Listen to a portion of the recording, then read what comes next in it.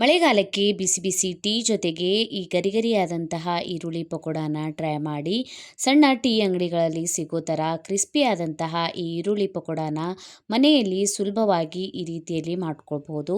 Hi ನಮಸ್ಕಾರ ಎಲ್ಲರಿಗೂ, welcome to my ಚಾನಲ್ನ ಯಾರು ಹೊಸದಾಗಿ ನೋಡ್ತಾ ಇದ್ದೀರಾ, ಚಾನಲನ್ನು ಸಬ್ಸ್ಕ್ರೈಬ್ ಮಾಡ್ಕೊಳ್ಳಿ. ಇಲ್ಲಿ ನಾನು ಒಂದು 4 ಮೀಡಿಯಮ್ ಸೈಜ್ ಈರುಳ್ಳಿಯನ್ನು ತೆಳುವಾಗಿ ಮತ್ತು ಉದ್ದ ಕಟ್ ಮಾಡ್ಕೊಂಡಿದ್ದೀನಿ. ಒಂದು ಬೌಲಿಗೆ ಈರುಳ್ಳಿಯನ್ನು ಹಾಕ್ಕೊಂಡ್ಬಿಟ್ಟು ಕೈಯಿಂದ ಈ ಥರ ಸಪ್ರೇಟ್ ಮಾಡ್ಕೊಳ್ಬೇಕು. ಈ ಥರ ಮಾಡ್ಕೊಳ್ಳೋದ್ರಿಂದ ಗರಿಗರಿಯಾಗಿ ಪಕೋಡ ರೆಡಿ ಆಗುತ್ತೆ. ಇದಕ್ಕೆ ನಾನು ಅರ್ಧ ಟೇಬಲ್ ಸ್ಪೂನಷ್ಟು ಉಪ್ಪನ್ನು ಹಾಕ್ಕೊಂಡಿದ್ದೀನಿ.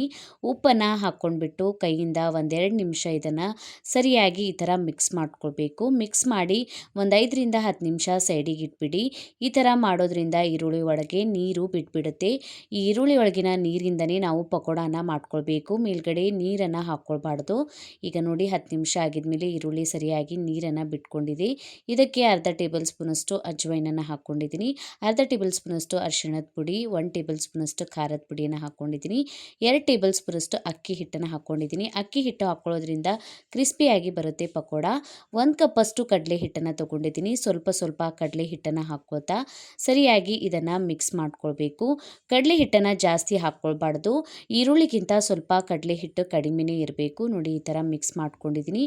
ಈರುಳ್ಳಿ ಒಳಗಿನ ನೀರಿಂದನೇ ಇದನ್ನು ಮಿಕ್ಸ್ ಮಾಡ್ಕೊಳ್ಬೇಕು. ಬೇಕನ್ನಿಸಿದ್ರೆ 1 ಟೇಬಲ್ ಸ್ಪೂನಷ್ಟು ನೀರನ್ನು ಹಾಕ್ಕೊಳ್ಳಿ. ನೀರನ್ನು ಜಾಸ್ತಿ ಹಾಕ್ಕೊಳ್ಬಾರ್ದು, ನೀರು ಜಾಸ್ತಿ ಹಾಕ್ಕೊಂಡ್ರೆ ಪಕೋಡ ಮೆತ್ತಗಾಗಿಬಿಡುತ್ತೆ. ಅದಕ್ಕಾಗಿ ಈಗ ನಾನು ಎಣ್ಣೆಯನ್ನು ಬಿಸಿ ಮಾಡೋದಕ್ಕೆ ಇಟ್ಟಿದ್ದೀನಿ. ಬಿಸಿ ಮಾಡ್ಕೊಂಡಿರುವಂತಹ ಎಣ್ಣೆಯನ್ನು 1-2 ಟೇಬಲ್ ಸ್ಪೂನಷ್ಟು ಈ ಹಿಟ್ಟಿಗೆ ಹಾಕ್ಕೊಳ್ಳಿ. ಕ್ರಿಸ್ಪಿಯಾಗಿ ಪಕೋಡ ಬರುತ್ತೆ. ಇದರೊಳಗೆ ನಾವು ಸೋಡಾನ ಹಾಕ್ಕೊಂಡಿಲ್ಲ. ಎಣ್ಣೆ ಹಾಕ್ಕೊಳ್ಳೋದ್ರಿಂದ ಕ್ರಿಸ್ಪಿ ಆದಂತಹ ಈ ಪಕೋಡ ರೆಡಿ ಆಗುತ್ತೆ. ಅದಕ್ಕಾಗಿ ಎಣ್ಣೆಯನ್ನು ಹಾಕ್ಕೊಂಡ್ಬಿಟ್ಟು ಸರಿಯಾಗಿ ಇದನ್ನು ಮಿಕ್ಸ್ ಮಾಡ್ಕೊಂಡಿದ್ದೀನಿ. ಈ ಕನ್ಸಿಸ್ಟೆನ್ಸಿಯಲ್ಲಿ ಹಿಟ್ಟನ್ನು ಮಿಕ್ಸ್ ಮಾಡ್ಕೊಳ್ಳಿ. ಈಗ ಎಣ್ಣೆಯನ್ನು ಸರಿಯಾಗಿ ಬಿಸಿ ಮಾಡ್ಕೊಳ್ಬೇಕು. ಎಣ್ಣೆ ಸರಿಯಾಗಿ ಬಿಸಿ ಆಗಿದ್ಮೇಲೆ ಗ್ಯಾಸ್ ಫ್ಲೇಮನ್ನು ಮೀಡಿಯಮಲ್ಲಿ ಇಟ್ಕೊಳ್ಳಿ. ಈರುಳ್ಳಿ ಪಕೋಡಾಗೆ ಶೇಪ್ ಇರೋದಿಲ್ಲ. ಈ ಥರ ಸ್ಪ್ರೆಡ್ ಮಾಡ್ಕೋತಾ ಈ ಹಿಟ್ಟನ್ನು ಈ ಥರ ಹಾಕ್ಕೊಳ್ಳಿ. ಈ ಥರ ಹಾಕ್ಕೊಳ್ಳೋದ್ರಿಂದ ಸರಿಯಾಗಿ ಸ್ಪ್ರೆಡ್ ಆಗಿ ಕ್ರಿಸ್ಪಿ ಪಕೋಡ ರೆಡಿ ಆಗುತ್ತೆ. ಈಗ ನಾನು ಇದನ್ನು ಹಾಕ್ಕೊಂಡ್ಬಿಟ್ಟು ಇದನ್ನು ಸೆಟ್ ಆಗಿದ್ಮೇಲೆ ಇದನ್ನು ತಿರುಗಿಸ್ಕೊಳ್ತಾ ಇದ್ದೀನಿ.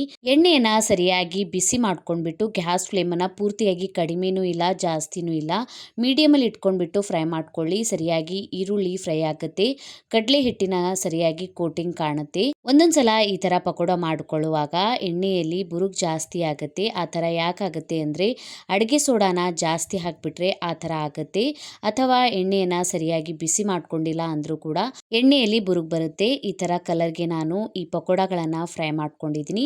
ಸರಿಯಾಗಿ ಕ್ರಿಸ್ಪಿ ಗೋಲ್ಡನ್ ಬ್ರೌನ್ ಕಲರ್ ಬರೋವರೆಗೂ ಫ್ರೈ ಮಾಡ್ಕೊಂಡ್ಬಿಟ್ಟು ಈರುಳ್ಳಿ ಪಕೋಡಗಳನ್ನು ತೆಕ್ಕೊಂಡಿದ್ದೀನಿ. ಇನ್ನೊಂದು ಸಲ ಅದೇ ರೀತಿ ನಾನು ಈರುಳ್ಳಿ ಪಕೋಡಗಳನ್ನು ಹಾಕ್ಕೋತಾ ಇದ್ದೀನಿ. ಸರಿಯಾಗಿ ಮೀಡಿಯಂ ಫ್ಲೇಮ್ನಲ್ಲಿ ಇದನ್ನು ಫ್ರೈ ಮಾಡ್ಕೊಳ್ಳಿ. ಈಗ ಈರುಳ್ಳಿ ಪಕೋಡಗಳನ್ನು ನಾನು ಫ್ರೈ ಮಾಡಿ ತೆಕ್ಕೊಂಡಿದ್ದೀನಿ. ತುಂಬಾ ಗರಿಗರಿಯಾಗಿ ಬಂದಿದೆ. ಇದ್ರ ಜೊತೆಗೆ ನಾನು ಹಸಿಮೆಣಸಿನ್ಕಾಯಿ ಕೂಡ ಫ್ರೈ ಮಾಡ್ಕೊಂಡಿದ್ದೀನಿ. ಮೇಲ್ಗಡೆಯಿಂದ ಸ್ವಲ್ಪ ಉಪ್ಪನ್ನು ಹಾಕ್ಕೊಂಡ್ಬಿಟ್ಟು ಇದನ್ನು ಸರಿಯಾಗಿ ಮಿಕ್ಸ್ ಮಾಡ್ಕೊಂಡಿದ್ದೀನಿ. ಸುಲಭವಾಗಿ ಗರಿಗರಿಯಾದಂತಹ ಪಕೋಡಾನ ಮನೆಯಲ್ಲಿ ಬಿಸಿ ಬಿಸಿ ಟೀ ಜೊತೆಗೆ ತಿನ್ಕೊಳ್ಳಿ, ತುಂಬಾ ಟೇಸ್ಟಿಯಾಗಿರುತ್ತೆ.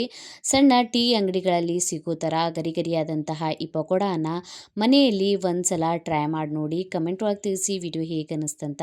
ವಿಡಿಯೋ ಇಷ್ಟ ಆಗಿತ್ತಂದರೆ ಲೈಕ್ ಶೇರ್ ಮಾಡಿ. ಇನ್ಸ್ಟಾಗ್ರಾಮ್ ಮತ್ತು ಫೇಸ್ಬುಕ್ ಪೇಜಿಗೂ ಫಾಲೋ ಮಾಡ್ಕೊಳ್ಳಿ. ಲಿಂಕನ್ನು ನಾನು ನನ್ನ ಡಿಸ್ಕ್ರಿಪ್ಷನ್ ಬಾಕ್ಸ್ನಲ್ಲಿ ಕೊಟ್ಟಿರ್ತೀನಿ. Thank you.